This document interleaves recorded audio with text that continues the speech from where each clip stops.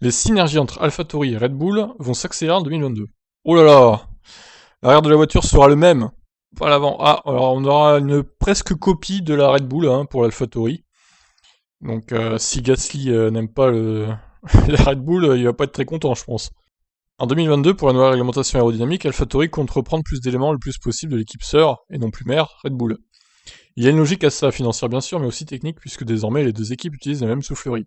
Milton Keynes aura donc du temps de soufflerie disponible, sait-on jamais. En 2021, pour des raisons liées à la modification aérodynamique au niveau du fond plat, AlphaTauri n'avait pas repris la spécification 2020 de la Red Bull pour la boîte de vitesse et la suspension arrière. Mais en 2022, AlphaTauri reviendra à ses bonnes habitudes en adoptant le design d'une année N de l'équipe sœur, N-1 généralement. Le directeur technique Jody Eggington a fait le point sur ces échanges de bons procédés entre Faenza et Milton Keynes. Nous prendrons la boîte de vitesse, le système hydraulique et la suspension arrière de la Red Bull 2022. Ils se sont engagés à construire les mêmes pièces pour les deux équipes comme l'exige le règlement. La différence subtile est que toutes les surfaces aérodynamiques sur la suspension et le revêtement doivent être spécifiques à l'équipe, mais les pièces mécaniques seront celles de Red Bull. Il reste cependant des pièces listées à construire soi-même, en F1 bien sûr. Dans quel domaine cette AlphaTauri sera-t-elle alors italienne et non anglaise? L'avant de la voiture sera entièrement à nous. Au cours des 3 dernières années, nous avons fait une sorte de mélange. Parfois, nous en avons pris plus lors de la première année de Synergie 2019. Nous avons pris à peu près toute la suspension avant, puis nous avons pris les pièces de suspension interne, et enfin, la dernière année, nous avons tout mélangé. Pour 2023, nous verrons, car à ce moment-là, il y aura plus de pièces disponibles au menu et nous étudierons la liste des pièces transférables que nous pouvons choisir. D'autres équipes de F1 utilisent une boîte de vitesse achetée à une écurie A, comme Williams, depuis cette année chez Mercedes, Haas, Alfa Romeo et Aston Martin. Les avantages l'emportent-ils sur les inconvénients, notamment quand on perd des connaissances en interne pour le développement de la pièce? Eggington répond à ça. Putain, il a beaucoup parlé, Eggington, quand même. Il faut qu'il se calme. La première année de Synergie en 2019, nous avons eu des gars qui concevaient des pièces de boîte de vitesse et qui sont passés à d'autres activités. Ce qui a été un défi, mais aussi un petit vent frais sur l'équipe. Nous avons un bureau d'études assez flexible.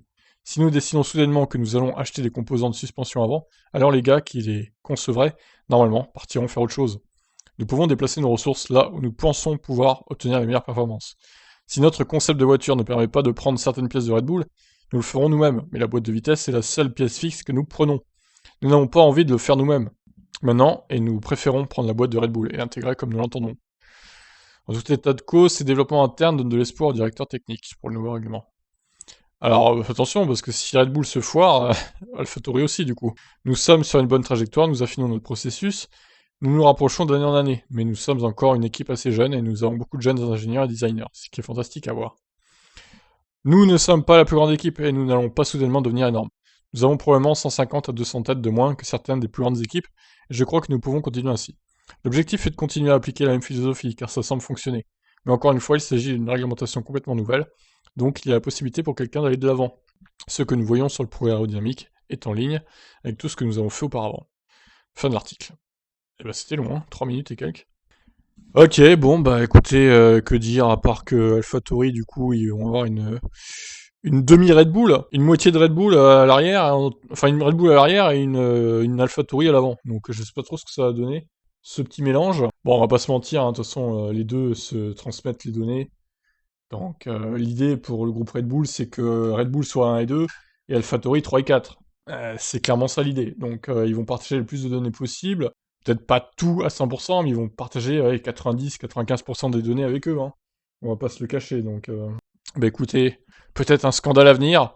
AlphaTauri, la Red Bull numéro 2. Je vous laisse réagir. Ciao.